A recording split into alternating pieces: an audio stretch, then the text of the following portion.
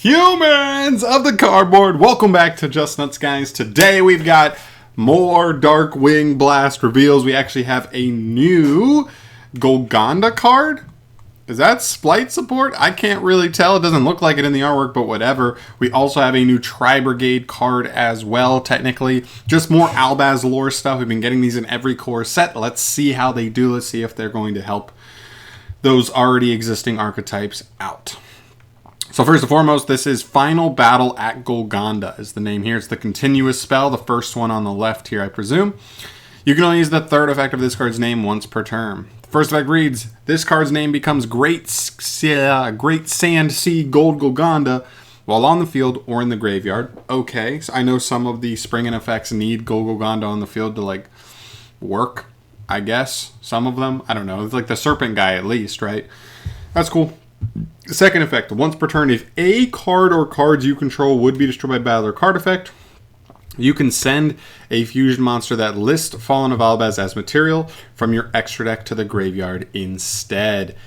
That's pretty good protection. I love that this is just any card. They could have easily said, if you're springing card, but this is anything. If you have a set card and your opponent tries to pop it, if your opponent tries to pop this card, that still works. This is a pretty just good blanket destruction protection. Not even protection, but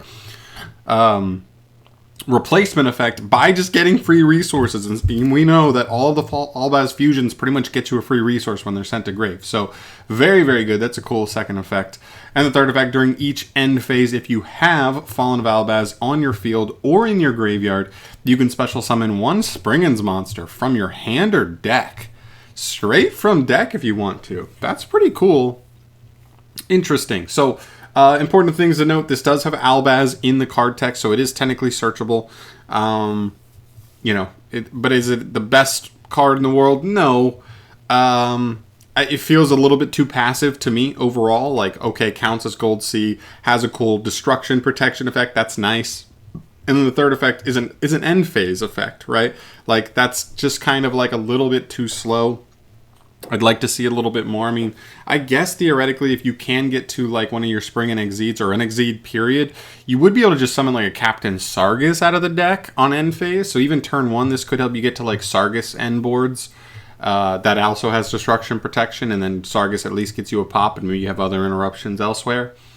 I don't know. It's okay. I just feel like it feels a little bit not proactive enough, I don't know. Decent card, though. Next up, we move to Tri-Brigade Last Stand. Also, it doesn't have Springen in the name, unfortunately, so it's not searchable off of Branga or anything, so that's another thing to keep in mind. Here we go. Next card, Tri-Brigade Last Stand. Another continuous spell. 2 hard once per turn effects. If a beast, beast warrior, and or winged beast monster is special summoned to your field, you can target one of your banished Tri-Brigade monsters, add it to your hand. Okay, some recursion for Tri-Brigade monsters. Second effect, if your Tri-Brigade monster battles an opponent's monster after damage calculation, you can return that opponent's monster to the hand. An okay battle phase removal effect. But you have to resolve the battle first. It is a non-targeting bounce though, which is decent. And the first effect's just a little bit too, it's not proactive, right? It's always waiting for you to at least get things going with the Tri-Brigade stuff first before you're actually doing anything with this card. But the argument is okay, it is a continuous. So every turn, if you're summoning a new Tri-Beast type, you're adding a new Tri-Brigade back to hand. You're adding a new Tri-Brigade back to hand. So you're trying to rotate resources turn after turn after turn, but that is assuming you are actually able to play, which a card like this could be a brick that actually hurts you from being able to play should you actually draw it. But maybe I could see a build where you want to just play this as a one-of just to pretty much help you grind. But outside of that, I don't really see much reason for this card. It's fine, but it's nothing crazy. I personally like the new Golgonda more than the Tri-Brigade card. So, yeah, I think all in all, they're okay. They just feel a little bit too reactive. We've kind of been seeing this, though. We've been getting a lot of these random ALBAZ cards thrown in. And except for a few exceptions, a lot of them, for the most part, have just kind of felt not enough. Or a little bit too reactive, not proactive enough. So it's weird. We find ourselves in a weird spot here. But you know what? All support is welcome, especially for Springans, and technically this is more Springan support than the other archetypes, I would reckon.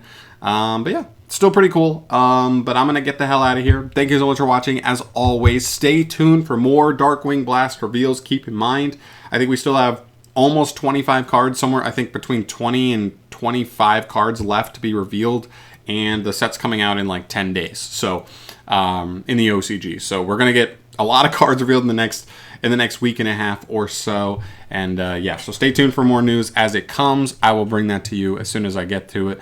And yeah, I'm out of here. Thanks for watching. Subscribe if you haven't. Peace.